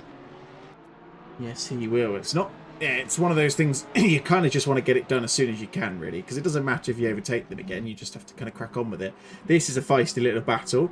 I can imagine Mark is getting a little bit hot under the collar there. You probably just saw as we were watching that the rather aggressive move, you might say, from Ricky Polomane. He's still got the move done, so I can't say anything fairer than that. But I think Ricky is driving like a man who's understandably been knocked down a few positions through no fault of his own, and as a result maybe going to slightly greater measures to get the moves done and the positions back, you might think. Yeah, driving a bit angry. Yes. Little bit of red mist under behind the steering wheel. As Mark's just trying to find a way past. We've got Freddie in the mix now. I think that is in front. I think Probably you're right, yeah. Fred down, I would think. Yeah, lap down. I think he went wide. You see there's a lot of damage on the front end of that McLaren as well. But this is going to be very interesting to see how this plays out. We're going to keep an eye on this for as long as we can. I've turned the auto cam off now because it was really annoying me. I thought it was going to be helpful and save me the hassle of having to think about it all, but it hasn't. It's just because it's caused more trouble than it's contact between the two of them. So Polomane spun around again. Roddenberry will wait this time. Good move from him, as you'd expect from the community owner here at Pospa. You'd expect him to stick by the rules to the letter. Polomane back on track, back running again. Roddenberry sits in behind, and that gets Rob Besson, Geoffrey Ayres, Adam Bent, and Colin Dunn all through on those guys. So, yeah, a little flash of the lights from Polomane there as well. I suspect Roddenberry will let him back through in a second. But yeah, it was sadly, it kind of felt like that was going to happen. Yeah, the guys are racing pretty close there, so you know, it's always harder to drive close and not cause an incident. But slight miscalculation by Mark there, but like you say, rightly slowed right down and let him back in front. Yeah, nice flashing of the lights and the dive in behind on the hanger straight from Polomane as well. It feels like watching someone on the motorway. It feels like they've been hard done by. But then again, I think you can safely say he has been a bit hard done by, because he has sadly dropped from 10th to 21st there or thereabouts because of two incidents that you'd arguably say neither of which were his fault. Yeah, I agree completely. I'd be pretty miffed if I was behind the wheel. What a very diplomatic way of putting it. I don't want to curse or anything on air, so you know, keep it clean and all that. So yeah, miffed is what I've gone for. It's a good word, to be fair. You can't beat a good bit of miffed. It's like you say, yeah, suitable for younger audiences as well, which is what we hope to aim for with these. We do keep the chat to a minimum, which is always the right thing to do. Let's have a look around the grounds, around the track, as it were. Ben Brown has dropped off massively off the back of Adams in first at the moment. He's actually got damage on his car, interestingly. I'm just going to go back and see. I can't see anything that would have caused that on the contact tracker that I've got. See what his lap time's going to be. In fact, he's a couple of seconds off his best lap right now. So maybe this is something that happened a few laps ago. It's difficult to tell, unfortunately, but that probably explains why he's fallen back into the clutches of Pixley. And Pixley now, within half a second, you'd think is probably going to be shaping up to make a move for second pretty shortly. Yeah, I mean, Pixley's no slouch, we all know that. So Ben driving with damage will make his pace drop off a little bit, especially through the faster corners, especially if it's front end damage. That flapping bonnet will also affect his straight line speed also, which is never a good thing when you've got that Nissan behind you. It's pretty quick on the straights. Fairly slippery car, that Nismo powered machine. So Ben keeps going around. So damage not clearly doing enough to really impact his race too much, but it has dropped his pace by around about a second a lap. So clearly suggests it wasn't the last lap he did that, because his last two laps have been 201s, kind of mid 201s in the last couple of minutes.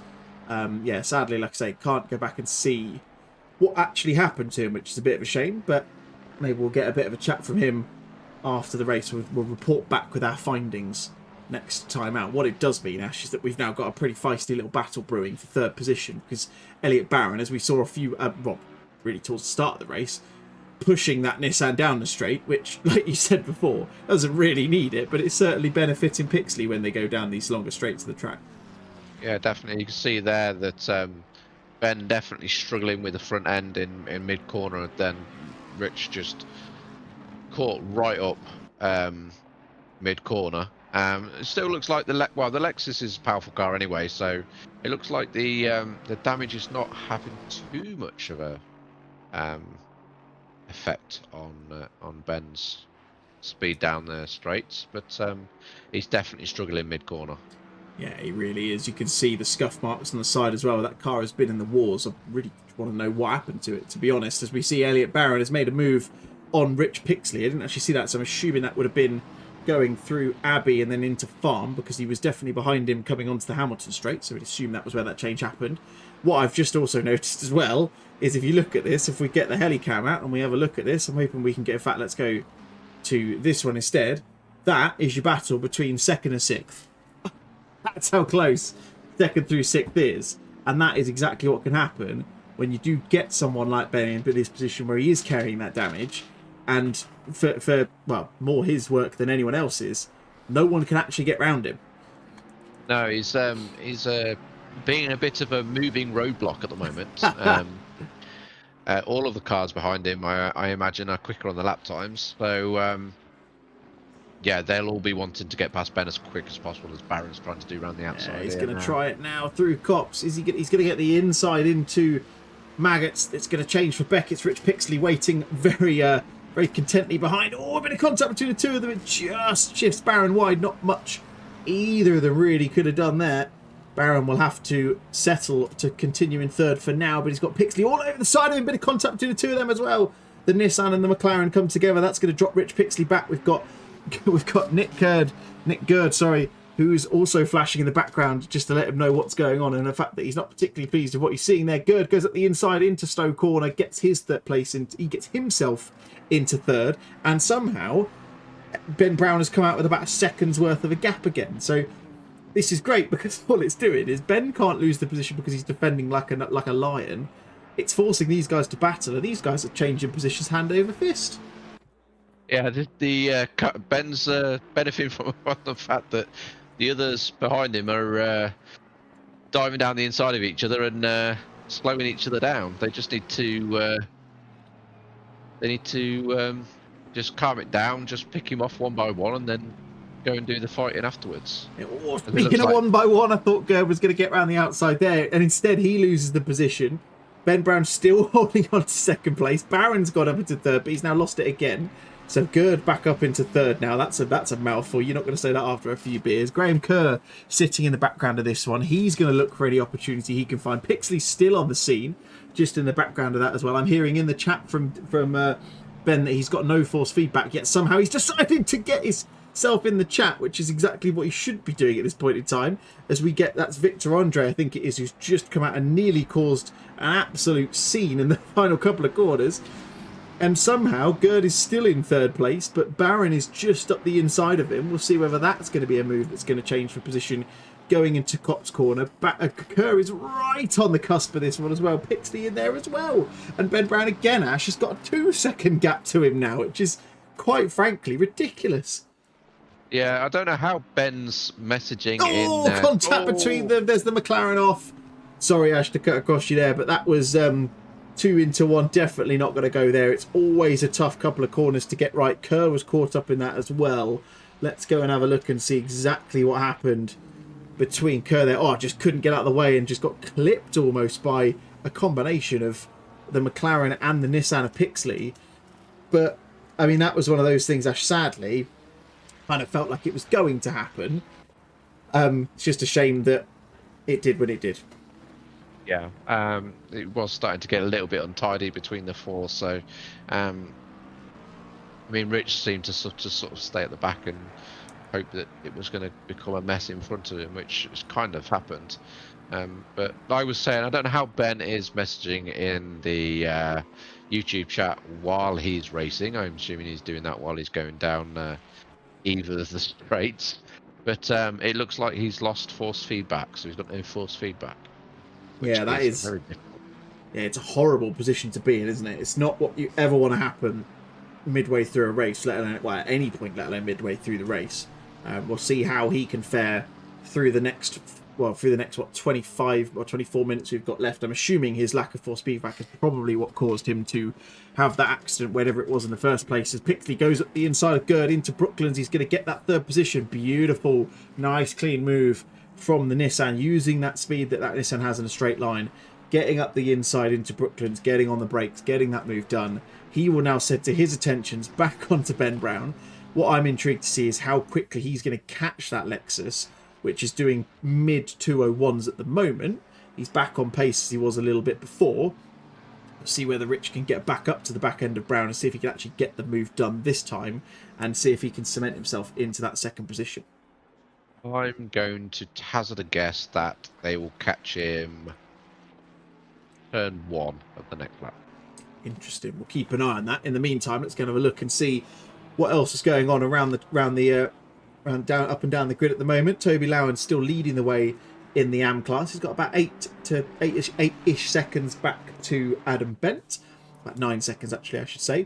But he's got Lisa Louise close for company in that CFAX teletext Ford Mustang. Gets very different lines through Copse Corner, and that has massively done Lisa Louise Keane a favour there, because it looks like she's going to get the move done. Beautiful job there. And then decides to take a huge track cut into Beckett's as a result. It's almost felt like it was a celebration, that track cut. She went so far to the inside. But that was two very different lines through Copse. One didn't work and one worked exceptionally well. Yeah, it looked like Toby went in there a little bit too fast and then had to shift down a gear to not go too far off the track. So yeah, Lisa just having the better exit speed and managed to get around the inside before the next group of corners. Absolutely, yeah. The telling bit, like you say, was the downshift from Lowen just really hampered any momentum he had. So see whether he can get that position back at some point. But Lisa Louise making moves. She's now got 6 positions off of her starting grid position of 20th, now very much firmly into the top 20 and within the top 15 now as well. Biggest winner though still Adam Bent. He's lost 1 position, but he has still got 7 gained so far in this one. Ricky Polamani, you'll be unsurprised to hear, biggest loser in this one to date, losing 9 positions. But as we mentioned before, very little he could have done about either of those. Still about 1.6 seconds between Brown and Pixley, so not quite turn 1 on this lap. Might be turn 1 on the next one, depending on how much time they can gain. Aston Martin of Andre getting out of the way. Not the best decision there, because he gets out of the way, although actually no, does go wide through that corner, so not too bad in the end. But unbelievably, Ash, we're nearly, well, we're just aside from being 3/4 way through this race in about 6 minutes time, which feels like it's flown by. Yeah, it has flown by. And there's been a lot of action, which is always good. So that obviously passes time much quickly. But yeah, Rich hasn't caught Ben up as quick as I thought he might. So Ben's obviously getting a little bit more used to the lack of force feedback, which anybody who's watching who has never driven in sim before, when you have force feedback, it is horrible. It is so hard to drive. Yeah, you lose every understanding of what you think the car is going to do, don't you? I've had it happen once. It just randomly turned off. I think I might have hit like a keybind on it to like turn it off when I was in a sim, and it was awful. Like I think I did maybe half a lap and was like, nah, can't do it. Like you just can't have any understanding of what the car's going to do, can you? It's really, really alien, and not in a good way. It's you like turn in and then you're expecting it to like, well, give you feedback, but it just doesn't. So you end up just turning too much and losing the rear, and then like it just everything about it is just horrid.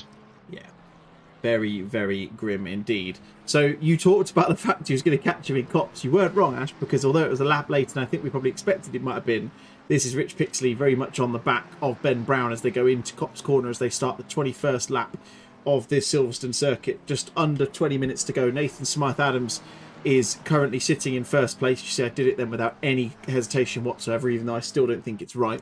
Ben Brown still somehow in third place. second place, sorry, with Rich Pixley in third on your screen, in your picture at the moment.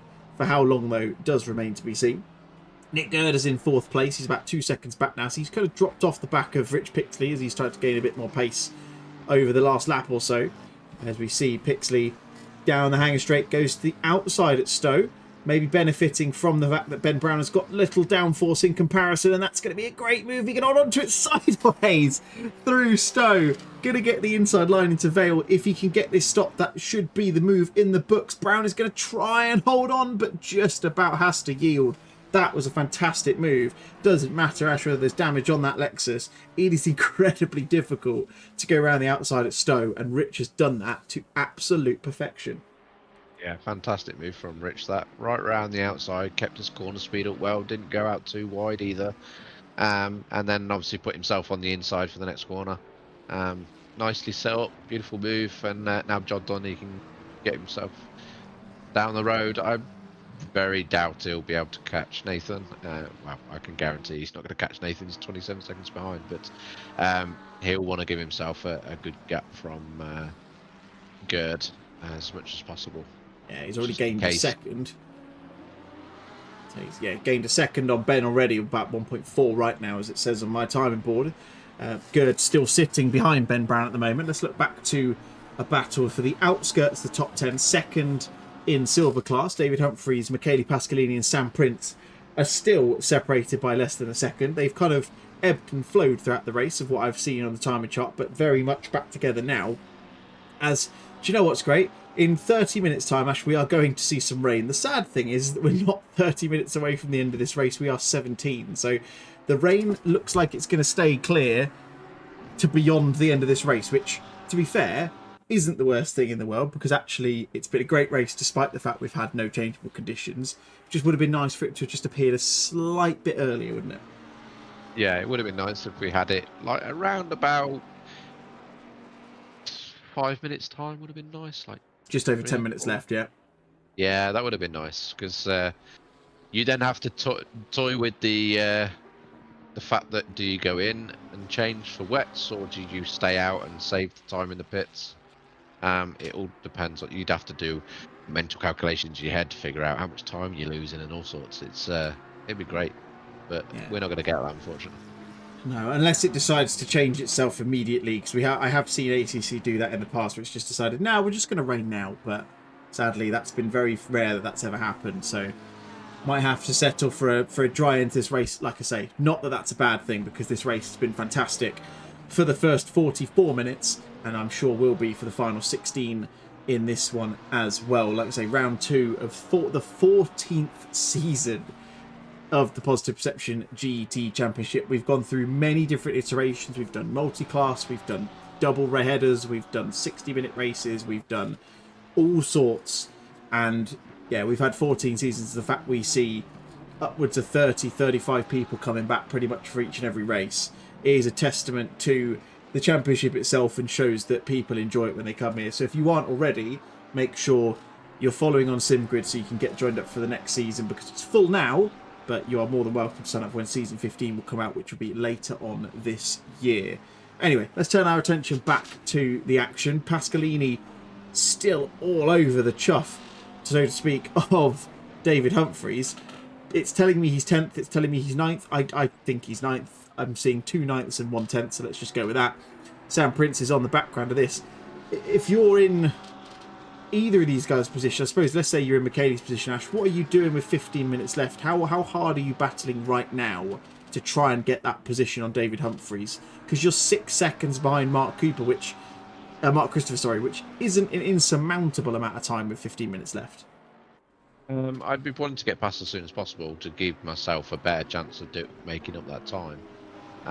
Mark has shown that he's had great pace tonight though, so even if he does get past Humphries in front, it's still going to be a tall order whether he's going to catch up with Mark or not. These guys will be battling as hard as they can, hopefully as clean as they can also, all the way to the checkered flag. They shall indeed. Speaking of which, you can see very, very close, that accordion effect in full flow. There's Prince trying to go around the outside at Stowe there. Wondered if he might get the move done. Is he going to go for the move into Vale Corner? He is, side by side.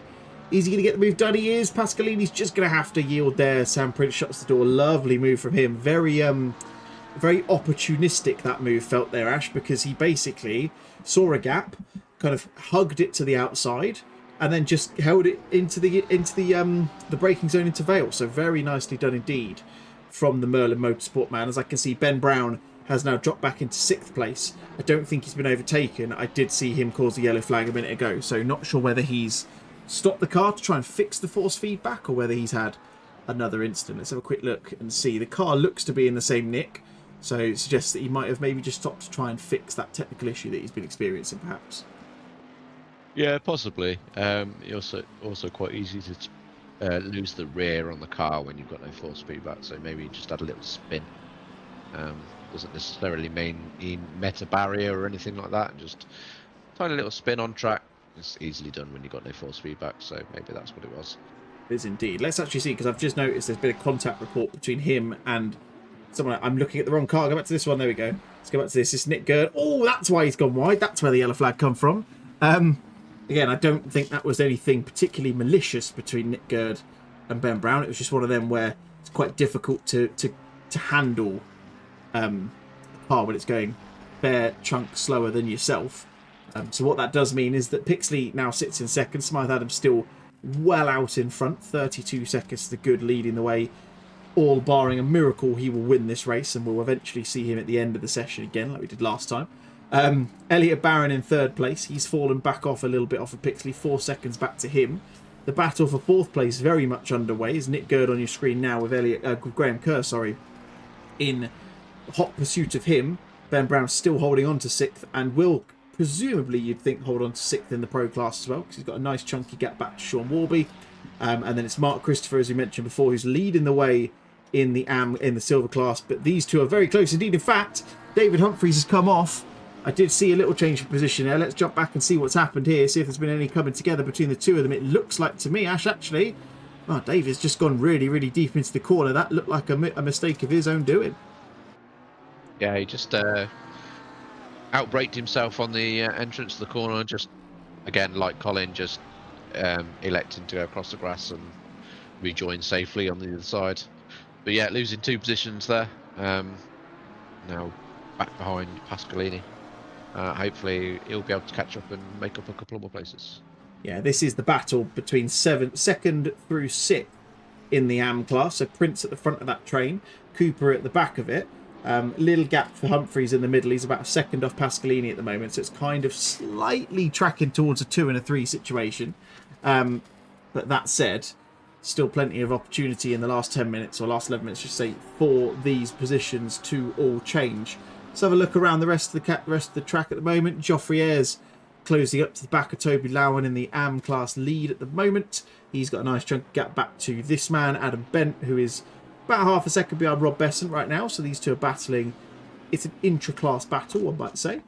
And then let's go back up towards this one. This is the battle. The pointiest point of the field right now is Graham Kerr going to look for the inside into Stowe. No, he's not. Like one of them, and maybe he was just trying to get in the mirrors of the McLaren there. Just try and see if he can unsettle him going into the heavy braking zone at Stowe. Yeah, just showing his getting all in the mirrors of Gerd in front of him. Try and put him off a little bit into the corner, but at that point didn't really achieve what he wanted to achieve. But I'm sure he'll keep trying to do the same, show himself with all in the mirrors of Gerd in front, try and force a mistake of some sort. Still time to go, and still potential that if either of these two were to get a little bit of speed, get a little bit of space around them, there is still the potential that we might see one of them try and tackle and get towards Barron for 3rd. Here comes Graham Kerr out of the loop, and in towards Aintree. He's going to hold it around the outside onto the Wellington straight. It's going to be close between these two. He's going to have the outside line into Brooklands, but very much alongside is the Ferrari on the McLaren. Just has to shape up to get in behind there, but looks a lovely switchback from the 1111 Ferrari. It looked like Nick Gerd might have gone a little bit deep into Brooklands under braking, but that was take nothing away from the move from the 1111 car. Did a job there, and it almost felt like Ash, you just talked about the fact he was just kind of getting in the mirrors and doing what he could to unsettle him. Maybe that's all of that just coming off to pay very nice dividends there as well. Yeah, obviously pushing Gerd as far to the inside of the corner as possible so that he narrows the corner off and then swings back to the outside to maximise his corner speed. But he's also lucky that Gerd just went a little bit deep, managed to cut back and cut down the inside and sweep around the outside before the next corner. Very, very nice move indeed. See Sam Prince going a little bit wide through Cops there. Something to be careful of. We haven't had any clear drive-through penalties for what we believe to be track limits. We saw the one drive-through, which I think was for Mikhail Chmilski earlier on in the race, but believe that to be a speeding in the pit lane violation, just based on the fact we saw it, I think it was about 11 or 12 minutes into the race. Focusing back on the rear wing of this 77 Merlin Motorsport Porsche. Going to have Pascalini trying to shape to the inside at Stowe. Can't get it done, though. Has to wait another corner. This is one of those, Ash, where you kind of just need to kind of be a bit more, have a bit more conviction in your move. That felt like it was one of those. It's kind of like when you dangle the front end of the car up the inside. He just needs to have a bit more conviction. Possibly going into Stowe for that kind of move isn't the right way to play it. No, I think he was a little bit too far back at that point to make a move that wasn't just an absolute dive. But yeah, like I said before, just trying to get in his mirrors as much as possible. I do exactly the same thing. Just try and put the driver off in front, even if it just, like, you know, makes the car in front run a tiny bit wide. Not enough to get down the inside, but just so you lose a couple of attempts here and there, just so you can get a bit closer, so that you can actually make that move further on in the lap. Yeah, it makes all the difference. Like you say, it does work for some. Some people can be a little bit harder to put off in those positions, but yeah, certainly seemed to work pretty well. For Graham Kerr a moment ago, he's now got 1.4 seconds of a gap back to Nick Gerd, who he got the move done on just a lap ago. So have a look back around. Ricky Polomeni and Mark Raddenberry are back together. Let's see if Polomeni's going to do anything on this one. It looked like he might have just drifted back to the inside there. Didn't see a late jink from the Lamborghini. Raddenberry putting up a nice staunch defence, putting the car where it needs to be. 6 and a bit minutes left to go in this one. So that's going to be around about probably 3 laps, you would say. So still plenty of opportunity for a lot of these positions to change. Prince being chased down by Pascalini. So it's, well, funnily enough, Ash, it's the two Lamborghini teammates, the Italians, who are both chasing down someone in front of them. We'll see whether they can both get an extra position come the end of the race. Yeah, 2 Lambos versus 2 Porsches. Yes, very good point. I hadn't thought about that. I forgot that Sam was driving a Porsche. It's a very good point indeed. I'm actually going to get back to that because I can see someone in the background. In fact, I did see someone in the background. It was Ben Brown. I was about to say he might have something to say about this, but as you can see, electing to do his very best Valtteri Bottas impression and become a lawnmower with that Lexus instead of a normal car. It looks like that might be race done for the number 22 car, which is absolutely heartbreak of him. But as we've said many times already in this race, since we found out what had happened to him, we all know driving with no force feedback is a pretty horrid thing to do. As we see, Michele Pascalini is off. See what happened here. So we're going into Village Corner. Oh, there you go. It's Abbey Corner, so I keep getting it mixed up. Nothing anymore. Oh my word. Jesus. That was yeah, that was probably a point where David Humphries might need to buy a new pair of underwear, because that was very close indeed. Oof. That would have been hair's width, that one, I think. Yeah, you're in iRacing, that's netcode all day. No Yeah, way you're getting out of that without a 4X. Especially if you're in a US server. Yeah, absolutely. Goodness me. That was, yeah, very, very close indeed. I do wonder whether that was picked up as... it hasn't even been registered as contact, interestingly, which is surprising, I have to say. That would be extremely close. A top-down camera on that would be very interesting in slow-mo. Yeah, I'm not sure I want to watch that back. I might have to get a new pair of underwear myself. Let's have a look back up again. So let's have a look at these guys. So this is, oh, a nice little battle there between Cooper and Neutlings. Unfortunately, I clicked the wrong bloody person, so I didn't quite get to see what happened there. But it looks like Neutlings has got the position on Cooper. Let's go back and see this going into Maggots and Beckett's. Yeah, it just about gets it. These guys go way back. They know each other's styles well. They work well as a team when they're on track and off as well. Thankfully, was one of them, Ash, where I feel like you and I both know that was never going to come to blows, was it? No, it was one of them where you look at it and you go, yeah.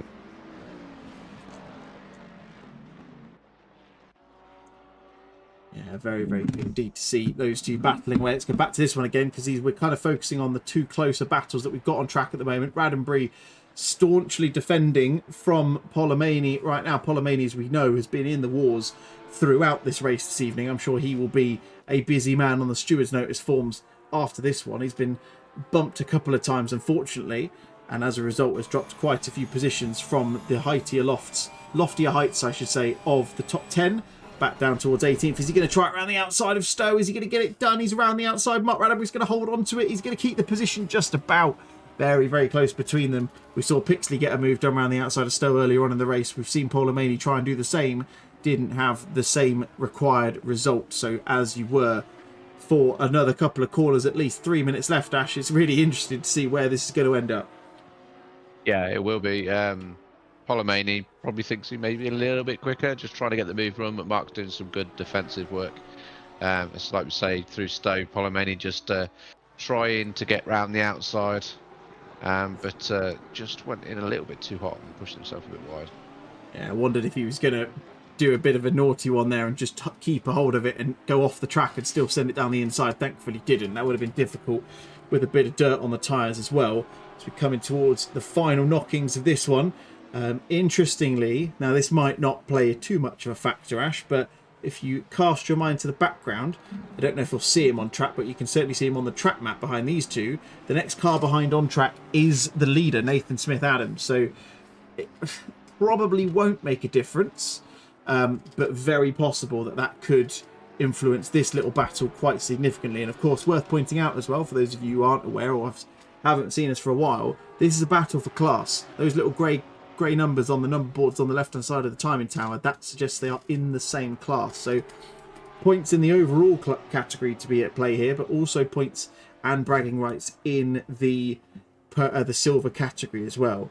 If we cast our minds back to the results from that one, it's pretty close in there as well. So yeah, Roddenberry and in fact, I apologise. It was Pascalini I was thinking of. I've got my two Italians mixed up. My sincerest apologies to those two. I was going to say there's only 3 points between them, but that is Pascalini, not Polomani. Polomani not on the leaderboard right now as they come into Stowe again. He's going to go to the outside. It feels like Mark's got that kind of move sewn up, Ash. It's one of those where he's just kind of going, look, Ricky, you can go to the outside through Stowe, my friend, but I'm not going to let you through. Yeah, Mark making sure that he has got that corner sorted, so he maximises corner speed to make sure that Ricky cannot get round the outside.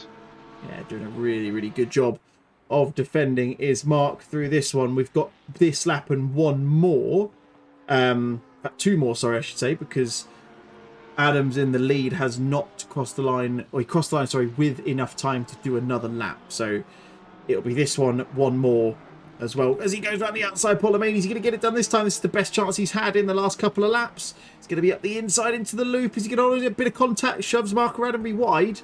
We'll see whether that's going to have any influence on what Polomani does onto the back straight. I imagine we might see a little flash of the lights from the Porsche of Roddenberry. There it is, the 750, giving him a bit of a flash for his troubles.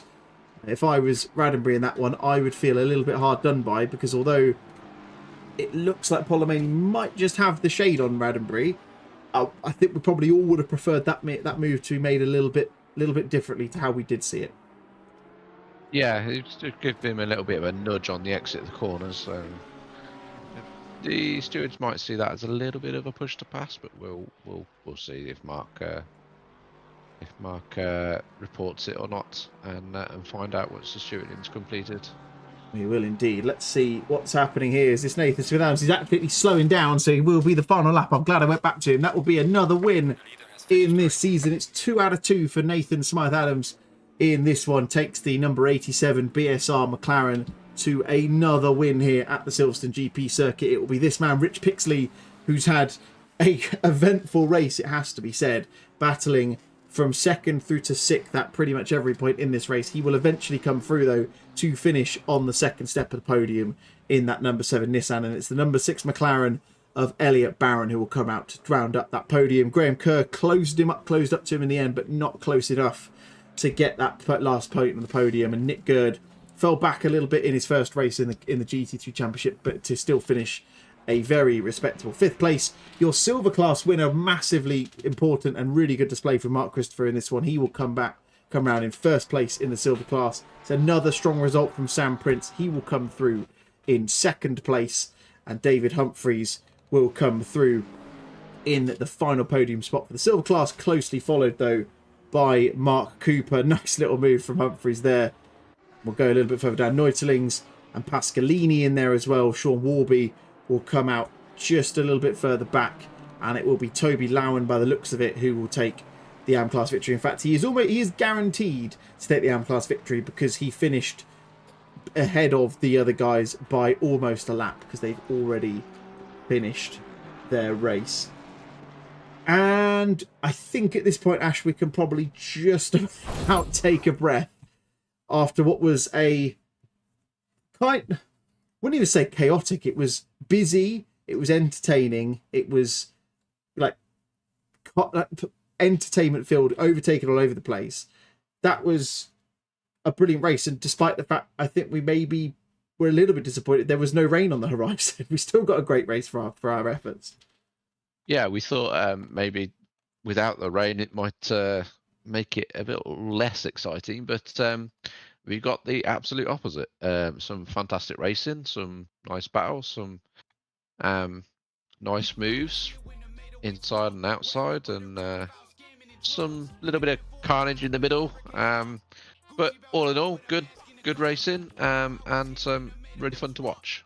Absolutely, some brilliant racing all round for sure. Like you say, it's been a good one to watch this evening. Very glad to see it, and I've literally just watched the server changeover, and it is soaking wet. It's absolutely tipping it down in the server now, so I'm sure everyone will be particularly pleased they haven't had to deal with that, because, yeah, like you say, probably been quite good in the end for them to get a bit of dry running. But brilliant race, everyone. Congrats again to the winners in each class. Like you said, Ash, some interesting racing at points, but generally speaking, we saw loads of really, really great overtaking manoeuvres from everybody, and it was just a great race all round. So hopefully we can get 4 more rounds of exactly the same thing. That would be nice. Yeah, hopefully we get 4 more rounds like that in a couple of weeks' time. Yeah, absolutely. Speaking of which, let's run you through the calendar for the rest of the season. So we're heading to Oulton Park, a little mini Nürburgring, in a couple of weeks' time on the 20th of March. We head over the seas into Belgium for Spa-Francorchamps on the 3rd of April. We're off to Snetterton on the 17th of April, so back over to the Norfolk area of the UK, and then we're finishing off down in Kent at Brands Hatch on the 1st of May for the final race of the season. But for tonight, that'll bring us to the end of this session, or the stream, I should say. Thank you to everyone who has popped up in the chat. It's been really, really great to see everyone nattering away, getting involved. It's been great fun to have the stream back over the last couple of races, and look forward to bringing you more in the coming weeks and months as well. But from myself, David Wrestler, on behalf of Ash Cooper alongside me, thank you very much for watching, everyone. Have a wonderful rest of your evening, and we'll see you very soon.